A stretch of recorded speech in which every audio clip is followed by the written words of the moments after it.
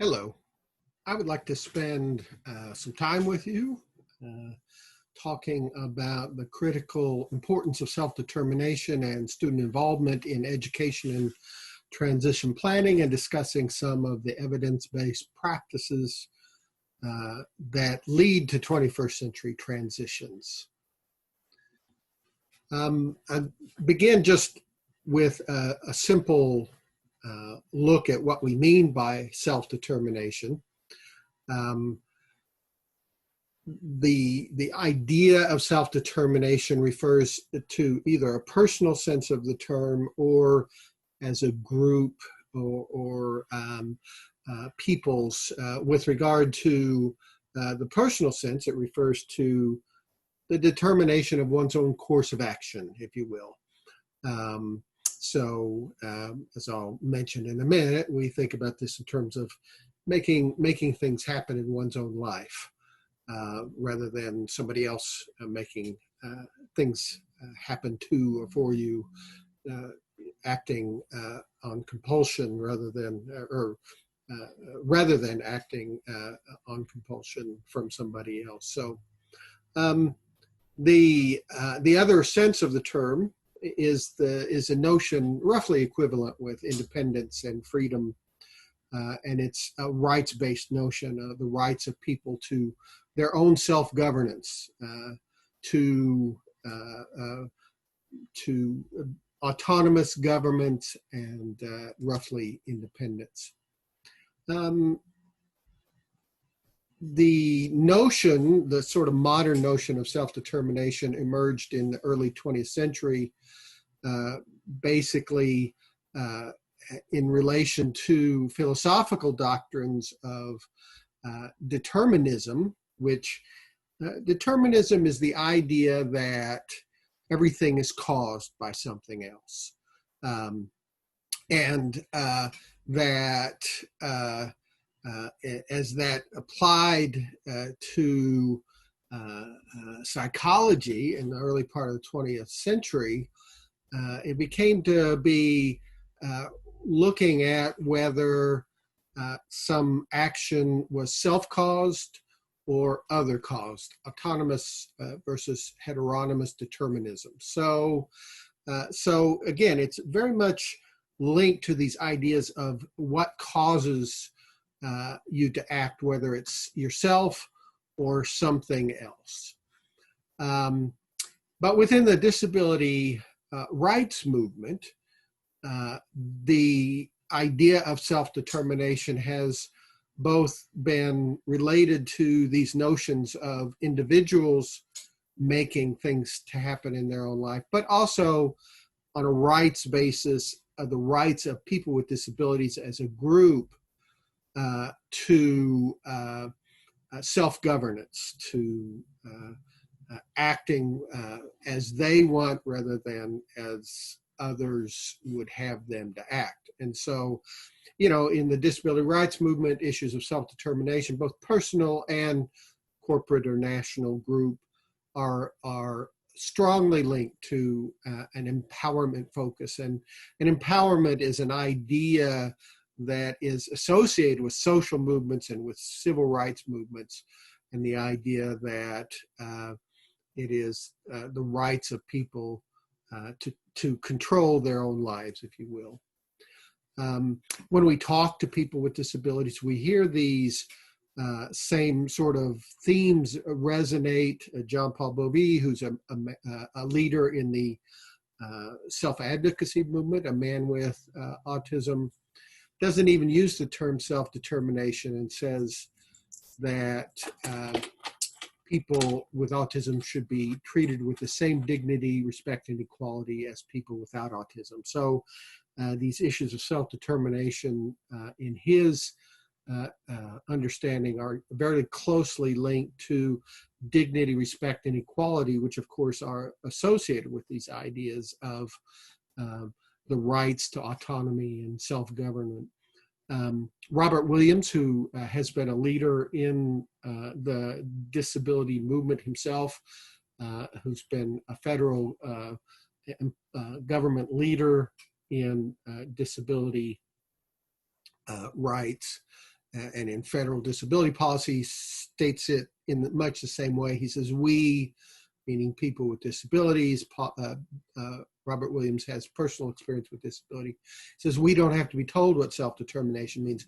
We know it is just another word for a life filled with rising expectations, dignity, respect, and opportunities. So when people with disability talk about these issues of self-determination, it's imbued with both a personal sense of the term, but also the corporate or the rights-based sense of the term. It's equated with empowerment, and it's associated with basic human dignity, respect, and greater opportunities and high expectations. In our own work, which has been ongoing really now for 30 years, we were asked to begin to develop educational interventions that enhanced self-determination, particularly in the transition arena. And over time, how we've conceptualized and understood self-determination and how we've built frameworks around that understanding to develop interventions and to design assessments have changed, but much of the roots remain the same. The current theoretical model that we use is derived from a series of other models and we refer to this as causal agency theory. And causal agency theory, which I won't go into in great depth, but it's intended to provide a theoretical framework to explain how people become self-determined. What are the mechanisms by which people become self-determined? In that we define self-determination as a dispositional characteristic, which simply means that somebody embodies the characteristic of being self-determined. They act in ways that are self-determined. Dispositional characteristic manifested as acting as the causal agent in one's life. Self-determined people, that is, people who are causal agents in their lives, act in service to freely chosen goals. Self-determined actions function to enable a person to be the causal agent in his or her life.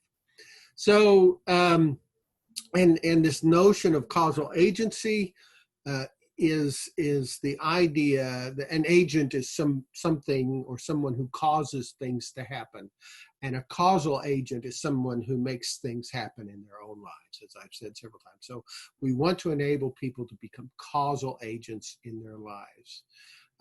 We kind of reframed our theoretical framework because we wanted to align the work we were doing more closely with research in motivation that looks at issues of the development of self-determination, the development of autonomous and intrinsic motivation, and to align our work with the growing field of positive psychology. We were already working very closely in areas around strengths-based approaches and positive psychology. So there's plenty of information out on the web, and I'll give you some references later on, but about the theoretical framework. But I do want to emphasize that the work we do is very grounded theoretically. We believe that it's important that interventions be grounded in an understanding not only of the construct, but also of human development. And so we have written and provided frameworks for thinking about the development of self-determination. And, when we look at the emergence of self-determination, this is something that these are skills and beliefs and knowledge that people can acquire that enable them to be self-determined, so to embody that dispositional characteristic. It's not something that's like innate or that you have or don't have. And I firmly believe that every young person can become more self-determined.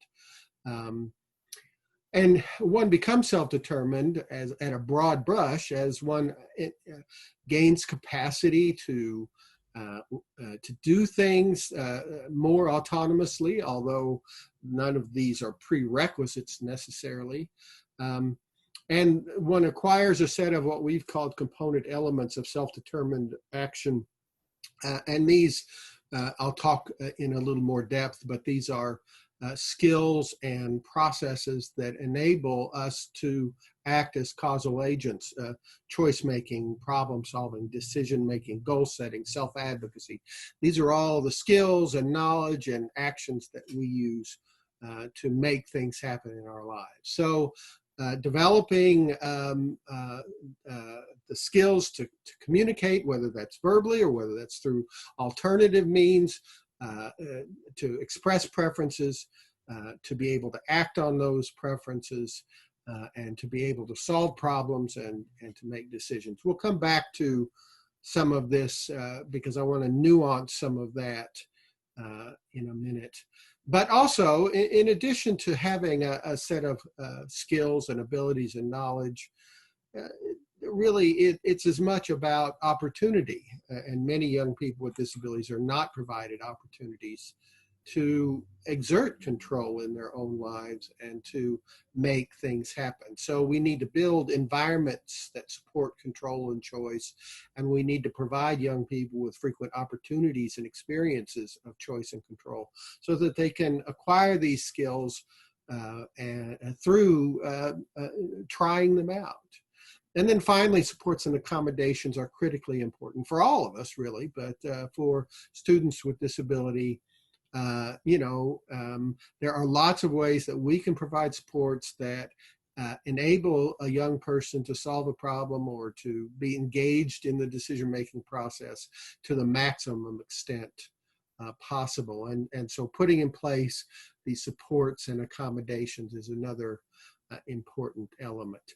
I think before I leave this, I want to talk a bit about the fact that being self-determined is not about doing things yourself. It's about making things happen in your life. And so it really doesn't have anything to do with how much you can do, quote, independently. It has to do with you being put in the center of enabling yourself to make things happen. And so again, we'll give some illustrations of that, but it's not about being independent. It's not about having complete control. It's about exerting control in one's life, but it's very much about using yourself, your skills, but others around you and supports that enable you to make or cause things to happen in your own life. Let's talk a minute about the research, what it tells us about how important this is. And I'm going to go through this fairly rapidly. I just think it's important that you understand that this is research-based, that this isn't just speculative. So we know that young people with disability across disability categories are less self-determined than their non-disabled peers. But it's really important to understand that this really does not say anything about the student with disability. It says something more so about the opportunities, about the environments in which they live, learn, work, and play, the expectations that people have for them. Research is clear that young people and adults with disabilities have far fewer opportunities to make choices and express preferences or to do the things that enable all of us to learn and to practice the skills that lead us to be more self-determined. So, it's really critical that we intervene to promote self-determination for young people with disabilities, because without those interventions, without our efforts, there are probabilities that young people would not have the opportunities to learn and practice what they need to know to become more self-determined. We know that that being self-determined is predictive of higher quality of life. So adults with disabilities who are more self-determined self-report higher quality of life. We know that there's both a correlational and a direct causal relationship between higher levels of self-determination and and post-secondary outcomes, transition outcomes, including employment independently and community inclusion.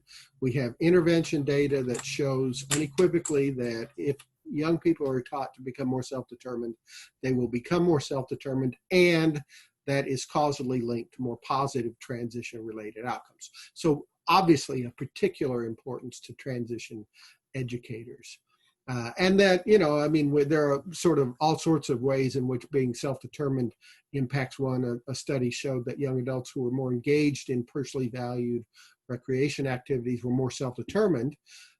But that's probably a reciprocal relationship. That is, they knew what they liked, and they were more self-determined than they were able to get themselves in circumstances in which they were doing things that they particularly like to do. So we know that students with disabilities who learn in school the skills that enable them to become more self-determined young people, a whole host of more positive outcomes. These were follow-up studies that showed greater independence, more likelihood to live somewhere else, more likely to be employed for pay at higher wages, significantly more likely to be employed in a position that provides health care and sick leave, more likely to live independently outside the family home after 3 years after graduation. All of these were outcomes that were related to a couple of follow-up studies. So these are correlational, but as I said before, we also have large randomized trial studies that provide causal linkages between enhanced self-determination and these outcomes. So again, it's clear that these are really critical skills and abilities and characteristic. We have a sense of what factors contribute to greater self-determination. Social abilities and adaptive behavior skills are all related to more positive self-determination. A very strong predictor of self-determination is simply the choice-making opportunities ones have. And I would extend that to include the opportunities that one has to solve problems or be engaged in decisions. Doing those things predict greater self-determination. So, you know, when we enhance choice-making opportunities, when we involve students in solving problems or making decisions, in advocating for themselves, all of those lead to greater self-determination. You know, and I want to just debunk the idea that there's some sort of relationship between so-called IQ levels and the ability to become self-determined. We have a lot of research that shows that fundamentally there are relationships between self-determination and cognitive ability, but by and large, those relationships are best understood as a function of the environments in which people live, learn, work, and play, which typically restrict choices, restrict opportunities to engage in problem solving. There really is no meaningful linkage between a student's cognitive ability and their capacity to become more self-determined. So once again, I think that we have, as transition specialists, we have an obligation to focus on enhancing the self-determination of every student that we interact with. You know, and you're looking at perceptions of self-determination, adults with disabilities themselves rank becoming self-determined as more important than to professionals and or parents and family members. That is, adults with disabilities think it's important. Every one of those groups say it's important, but adults with disabilities say it is even more so important. Special educators have reported that they know about self-determination, they agree, they think it's an important component of transition planning. They believe that student involvement in planning is really important. And there are also beliefs that aren't always accurate about students' level and type of disability and their capacity to become self-determined. So again, I think as transition professionals, it's really important that we emphasize that this is relevant for every young person. And I'll talk a little bit about how we can get to where we're focusing on that for every young person. And, you know, if you're an educator and you're looking for a way to, leverage information to be able to enhance, to do things that enhance self-determination more. First of all, I've mentioned there's very strong causal evidence, so we have a strong evidence base. Secondly, I think the fact that people with disabilities themselves talk about this as being critically important is a reason. And third, parents of school-age students with disabilities, they believe promoting self-determination is important, and they report that they don't think their sons or daughters get enough instruction on component elements of self-determined behavior at school. So, you know, parents can become your ally in trying to make systematic changes. You know, I mean, I think despite you know, we've made a lot of progress in the 30 years I've been working in this area. More and more people know and understand the value of self-determination. We have very strong evidence-based practices. We have interventions. There's a lot of positives, and yet there's still a long way to go. So too often, IEPs do not include goals that address component elements of self-determined behavior. And there's often a focus on self-determination is often seen as less important perhaps than content instruction. And in this day and age, I would argue that if we want young people to be successful in 21st century education, becoming self-determined young people and being able to self-determine learning and those kinds of things are going to be more important than almost anything else that we can do. There are a lot of barriers that teachers report to promoting self-determination. One is an internal one, their belief as to whether the student will benefit. Again, every student can benefit, so let's take that one off the equation. You know, particularly in the context of federal initiatives like No Child Left Behind, which is now ESSA, there was a greater emphasis on standardization, and there was less and less time. So time is always something that people report. Issues of training and knowledge, and then how to integrate this into the instructional day. Again, I think we have answers for each of these, and I'll talk a little bit about more of those. You know, there's actually quite a bit of evidence to support the importance of self-determination, or there's interventions that have evidence that promote their efficacy. The steps to self-determination curriculum that take charge for the future curriculum, the self-determined learning model of instruction, which I'll talk a great deal more about in a bit. We have multiple meta-analytic studies that show that when we just focus on teaching students component elements, that they become more self-determined. And it's particularly important that we teach students student-directed or self-directed learning strategies. Again, we'll come back to some of these. Educational enterprises begin with assessment. You've got to know what to teach, when to teach, you know, or what to teach, what a student knows in order to get there. There are a couple of freely available measures. I'll talk about two of them that we've developed. The first is the ARC self-determination scale. This is a measure of global or general self-determination and 4 domains. These domains were part of our original conceptualization. You'll hear in a moment about a measure that has updated that, but this the ARC self-determination scale is still a useful tool, and so I'll just mention it. The domains are autonomy, self-regulation, psychological empowerment, and self-realization. You can see independence, routine personal care kinds of things, acting on the basis of preferences, interests, beliefs, interpersonal cognitive problem solving, goal setting, measurement. We look at students' perceptions of control in their lives, self-efficacy and outcome expectancy, and then their self-awareness and self-knowledge.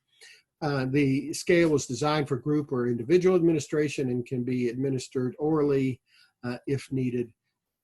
and results in overall and subscale scores. You can use the scores, but often is not. It's just as useful to sit down with the student, have them complete the measure. It's a student self-report measure, and take that information and have a conversation with the student about areas of strengths and areas where they might want to focus some instructional need to become more self-determined. It is available through the website at the University of Oklahoma's Zero Center. So if you'll just Google Oklahoma University Zero and self-determination, you'll be able to get to it. This is not a prescriptive or a diagnostic tool. It's intended for use by teachers to provide support to students to figuring out areas of instructional strengths and areas of strengths and instructional needs. And then if you're evaluating educational programs, to take a look at, it's a tool that can be used to determine the efficacy of interventions. A newer tool, this one has a number of benefits that include being fully online. It's based upon the causal agency theory, which I mentioned to you earlier. There are 21 items. Another difference is that this was validated for young people and young adults ages 13 to 22 with and without disability. So across disability categories and students without disability. So it's valid and reliable for all young people and young adults 13 to 22. As I mentioned, it's online.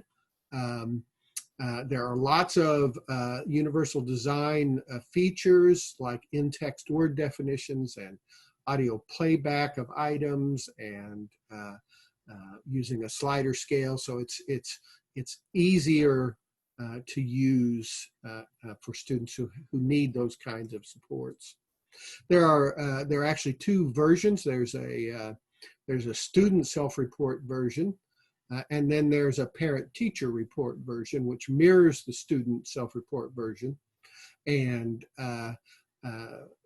so it's the same items, except it's an adult or parent or a teacher reporting on a particular student. So you can take a look at the student self-perceptions and then maybe parent or teacher perceptions of these, and that perhaps can form a basis for discussion.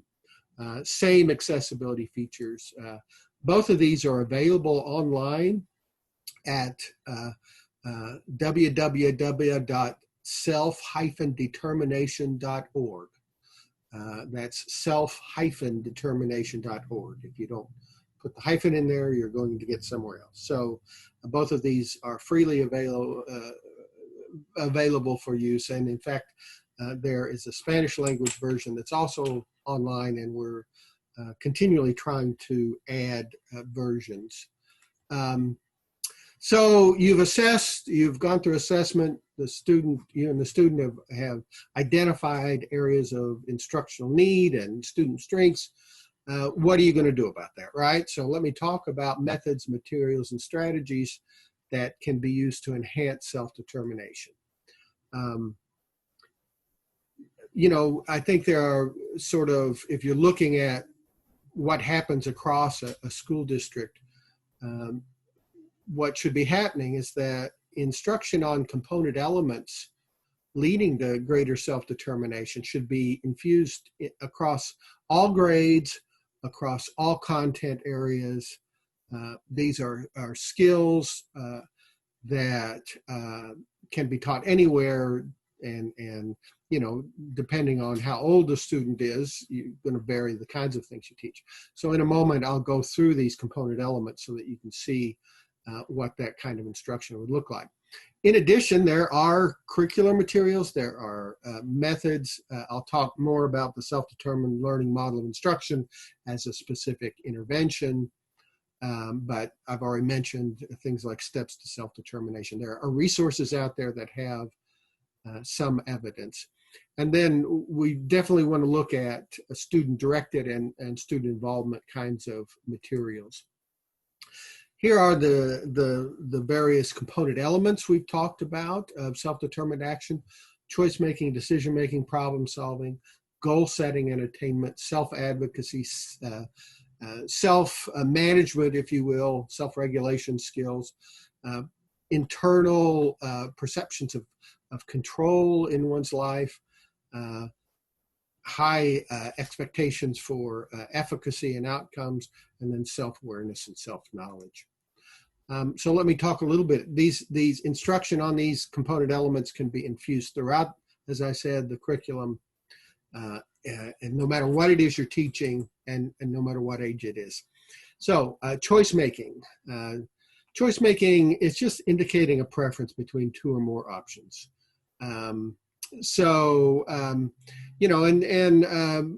Providing choice opportunities and enabling young people to make choices is particularly important in early childhood, early elementary years. It provides students with the opportunity to have a voice about what they're doing.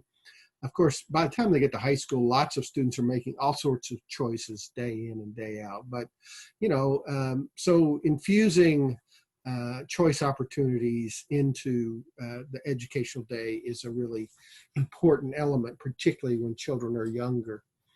And I would just caution people's preferences change. So we need to be aware of working with adolescents with perhaps intellectual disability.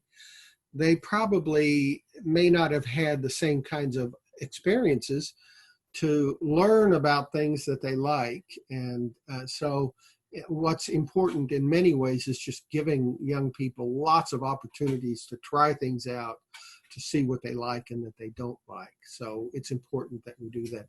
There are some issues for some students in choice making. Some students with disabilities have, as I've just mentioned, fewer opportunities to learn about their preferences based on their personal life experiences than do their non-disabled peers. So we've got to up our game in ensuring that these young people have lots of opportunities. You can't know if you like a roller coaster until you've ridden on a roller coaster, basically. Secondly, students who have communication difficulties may not be able to express their preferences in traditional ways, but you can be assured that they have preferences and they express those in some ways. So, we've known for a long time that what we call problem behavior is communicative, and in so many cases, young people are using problem behavior as a way to communicate their preferences, what they do or don't want to do. So we need to ensure that, for students who use augmentative communication systems, that that we're respectful, that we wait for them to speak and not try to, cut them off or finish their sentences, that those are all ways that we can enable people to have a voice about what it is that they prefer and what to be doing. Students with autism spectrum disorder may have, special interest areas that are sort of choice on steroids, if you will. And, too often that's seen as a problem and something to be eliminated. But, the reality is these are interests. And so we should be able to provide opportunities to integrate choice making into activities that students with autism are really interested in. We can incorporate their special interest area into all sorts of elements. And again, I think, we learn better in general if we're interested in what we're doing. And so can we build learning around these special interest areas? Because if they're focused intently on that, then that's probably a way to get them to focus intently on elements that would enable them to learn something in the context of being engaged in that. There's lots of ways we can infuse choice into teaching as an early step in the instructional process. As we can increase the number of choices given in an activity, we can increase the number of places, domains in which students make choices. We can give students higher risk or long-term choices rather than just choices, that are somewhat inconsequential, a particular lunchtime choice. So lots of ways that we can integrate choice making into the day. Problem solving is another skill and process. A problem is just an activity or task for which a solution is not known. And most problem solving sequences break down into identifying the problem, breaking that problem down, problem explication and analysis, and then identifying solutions that resolve the problem. Let me go back to the emphasis as we talk about problem solving and decision making. There are very complex problems that are difficult to solve. Medical problems can be very complicated.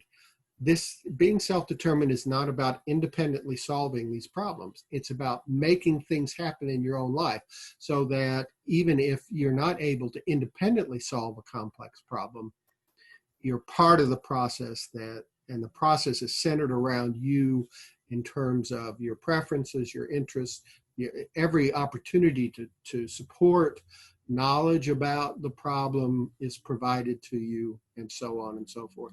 And if you think about it, that's the way almost all of us solve complex problems. If I have a complex medical issue, I'm going to consult people who know a lot more about that medical issue than do I. So really, it's something we all do anyway. Within problem solving instruction, we learn to solve problems by solving problems. It's just that simple. We can teach some of these skills, but by and large, we need to engage young people in opportunities to solve problems.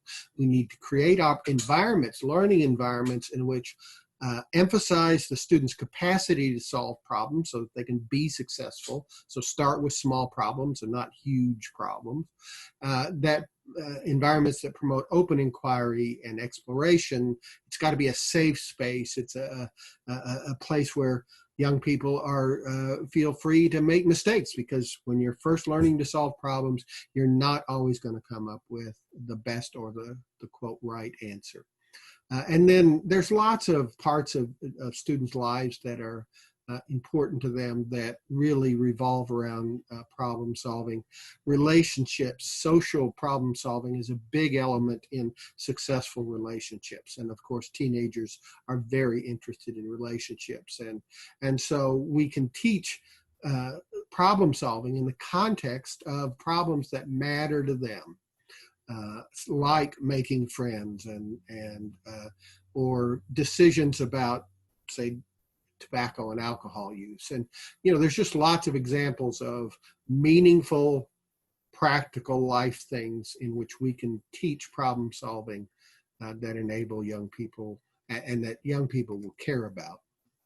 Within the context of teaching problem solving, I've mentioned social problem solving. So, I think that it's really important that, we not teach social skills in isolation, but that what we do is we teach social problem solving and social skills in the context of promoting social inclusion. So it's not a means to itself, it's a means to the broader end of greater inclusion, relationships, and so on and so forth.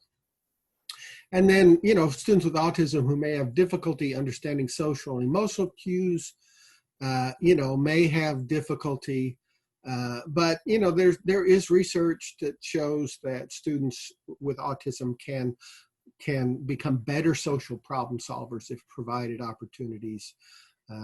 Particular intervention looks at video-based, so video modeling kinds of strategies. Social stories might be an illustration too of something here. So, some students may have more difficulty with the social and emotional cues, but it's clear that if we address these, that students can become more effective at these. Decision making is another. Everyone, I think, has the right to be involved in decisions and to participate maximally in decisions that impact the quality of their lives. And most models of decision making have basic steps. You identify the alternatives you have from which to make a decision. And if you don't know what those alternatives are, guess what? That's a problem-solving process. You go in and you solve the problem of what are my options. And then once you know what options you're choosing from, you've got to know the consequences of selecting those. You want to be able to assess the probability of consequences occurring if the action were undertaken. Because, you know, just because something is a possible consequence doesn't mean that it's going to be something that really prohibits. I'll use a simple, you know, one of the consequences of smoking can be lung cancer. I know that not everybody who smokes gets lung cancer, but no matter what the percentage of people who smoke gets it, the consequences of getting lung cancer are very, very severe. So when you're taking into account the consequences, that would be something that you weigh heavily. Whereas, you know, for most people, the consequences of, you know, spending your money on something other than lunch and skipping lunch is that you're hungrier at dinner. That's not the same level of consequence in terms of smoking. But on the other hand, if you have diabetes and you skip a meal, then it can create health-related problems that are consequential. So, you know, the probability, the consequence will differ, and students need to be helped to think about these probabilities. You know, one of the things that establishes decision-making is different from just solving a problem is that in a decision, your own personal values, your beliefs, your preferences come heavily into play. You do your work, you figure out the consequences, and you look at those consequences and the options. But ultimately, you may make a choice that's based upon a preference that maybe wouldn't have been made if it was something that you were just making purely objectively. I always use the illustration of the fact that you know, it may make more sense at a lot of levels to purchase you know, a more conservative vehicle, a more family car. You know, insurance rates are down, the monthly rate may be less. You know, you can get more people in it, but there are points in one's life when the little red sports car becomes the choice that you really want to pursue. So in that case, you know, you're going to pay more insurance. You're probably going to pay more for the payments. You're going to not be able to get the whole family in it. But again, there's a point when you decide that's what you really want to do. Now, if you're a young family, perhaps, and you need the minivan, then choosing the sports car is not probably a good decision. But nevertheless, you know, with decisions, there are poor decisions, perhaps, but there's really no wrong decision because of these elements of choice and preference. So you integrate all these things in, and then you make a choice. So that's the teaching elements of the decision-making process. And like problem solving, we learn to to make decisions by engaging in that. And you know, so I think particularly when we get to the transition ages, students have got to be involved in decisions that impact their life. And as they're involved, they'll get better at this. Goal setting and attainment is an important element of being self-determined. I think it's in many ways at the heart. We set goals because they regulate our behavior. We act on our goals when we set them. There are a number of instructional efforts that look at writing goals, so identifying and enunciating goals, developing objectives to meet goals, identifying actions, an action plan to achieve the goal, and then tracking and following progress on goals.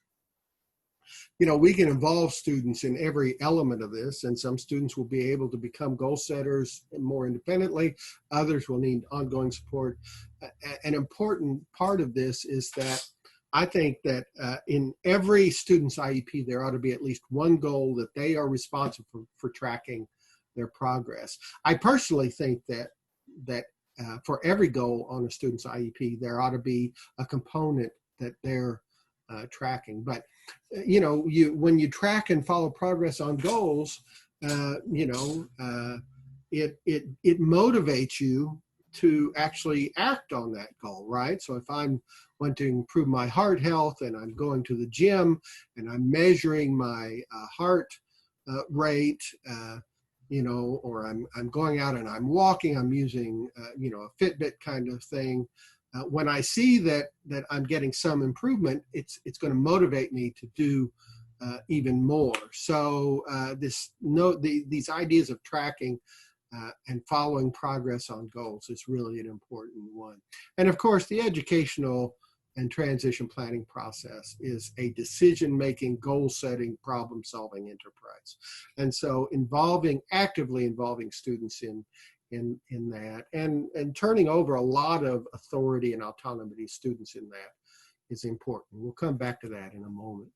Self-advocacy, if you're a person with a disability in America, you have to advocate on your own behalf. So we need to teach students the skills they need to advocate on their own and others' behalf, how to advocate.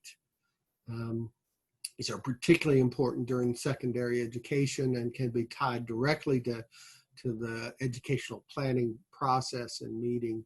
We teach things like rights versus responsibilities, being assertive versus being aggressive, how to communicate effectively to get what you want, negotiation, compromise, persuasion, effective listening, basic leadership. These are all things that young people can learn. And again, in the IEP or transition planning meeting is a very strong way to do that, the ARD meeting.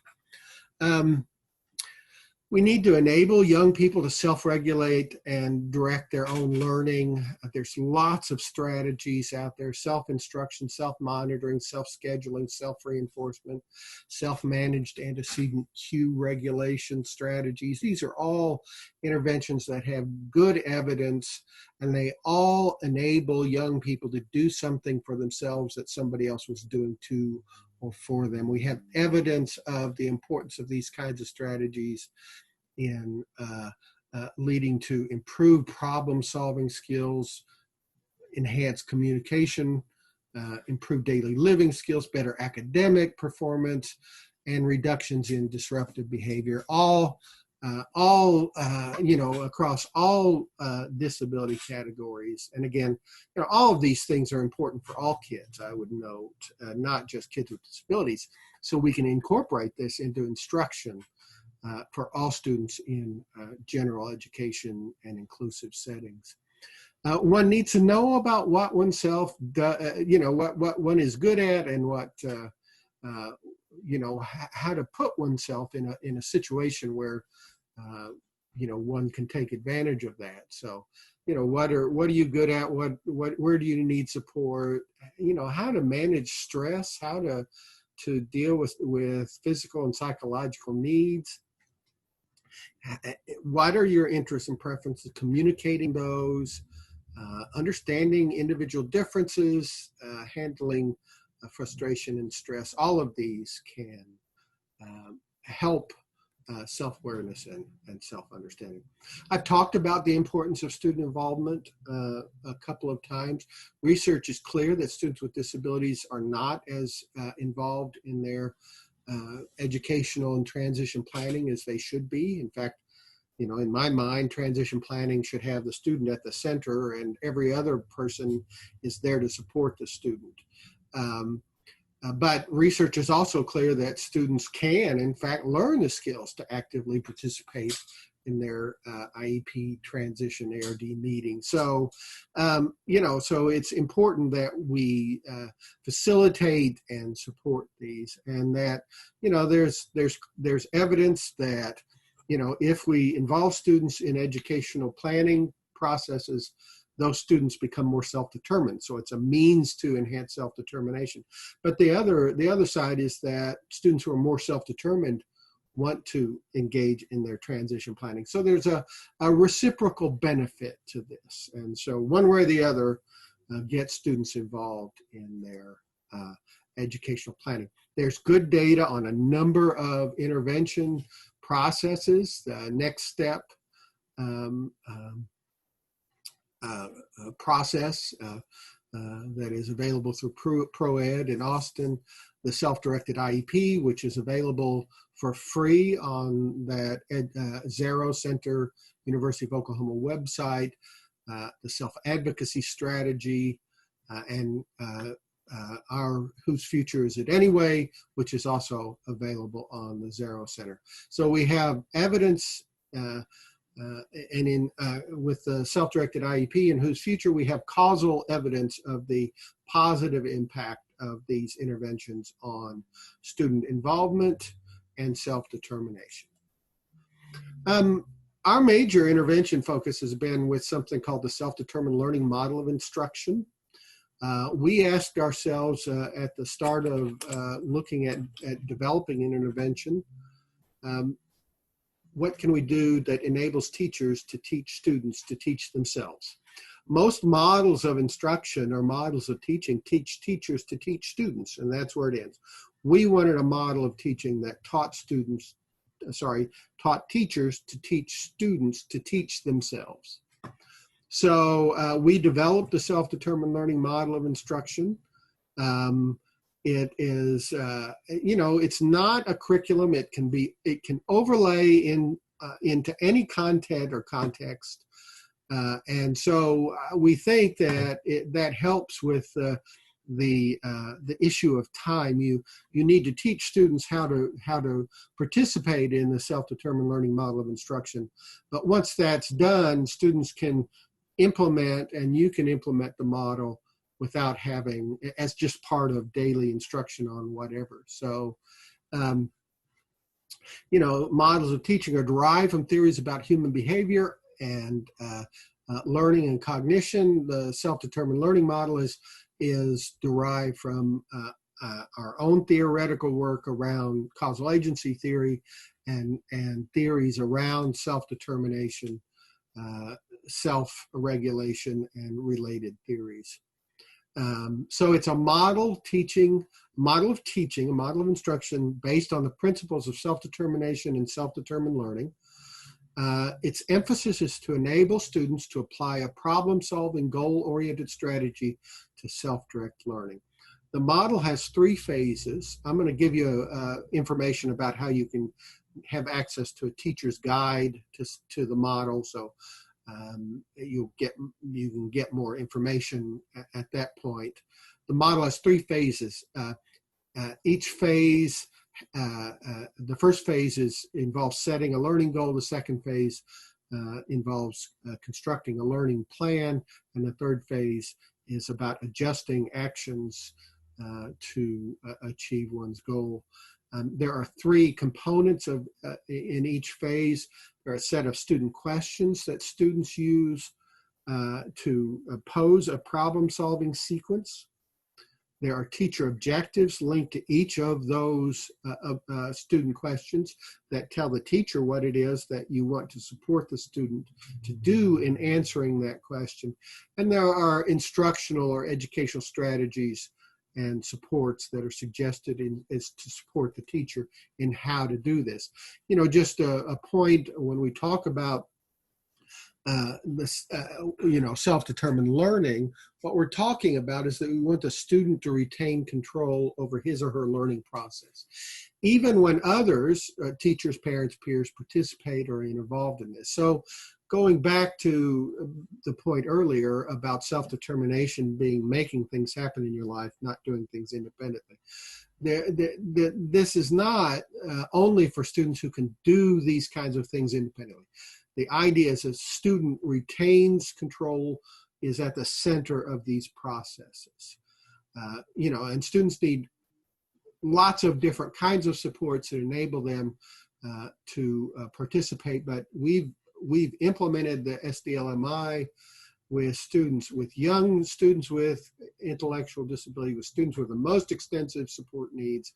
It's been used with students with learning disabilities, emotional behavior, across the board. And in fact, our recent work has been with students without disabilities as well as students with disabilities in more inclusive settings, because these are skills that all students need to learn. Implementing the self-determined learning model of instruction changes the teacher's role. Teachers become facilitators. They are responsible doing what it takes to enable the student to be successful. Student success is not something that just is, in fact, primarily even rest on the student's shoulders. It is our responsibility as teachers to put in place the supports and that enable students to be successful and to provide instruction. So that's the second point. The teacher's role remains as a teacher. Students may not have experience in setting a goal, so they're going to have to be taught how to set that goal.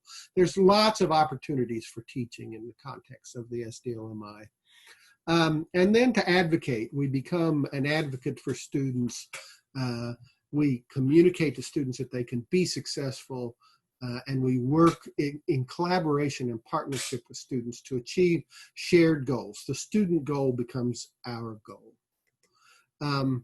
The process for the SDLMI, as I've said, there are 3 phases. Each phase has a problem for the student to solve. Phase 1 is the problem is, what is my goal? Students don't know what their goal is. So there are 4 questions that students go through that in answering, they come to a point where they set a goal. Now, if you're using this in a math context, this will be a math-related goals. If it's a transition context, you may be setting goals about a career or goals about something they need to do to be able to overcome a barrier to getting a career. So, these goal-setting process is in the context of what it is that students are being taught. Once you set a goal, you need to create a plan. So phase 2, the problem to solve is, what is my plan? And then you implement your plan. The final question in phase 2 is that you set up a self-monitoring process so that students can monitor their progress toward their goal, that issue of tracking their goal that I talked about earlier. And then finally, students solve the problem about what have they learned. If they're making adequate progress, maybe they keep working on it. Maybe they are not making progress and they've kept trying, but it's time to change something. What they would do is go back up to phase 2. Maybe they've set the wrong action plan. They need to, if I'm only walking 500 steps to reduce my heart rate, then that's probably not enough. I need to create a new action plan that gets me up to 10,000 steps a day, right? So, and eventually, if you've adjusted your action plan enough and you're not making progress, what it indicates is that you set the wrong goal. So you go back up and you change your goal. You refine your goal based upon what you've learned.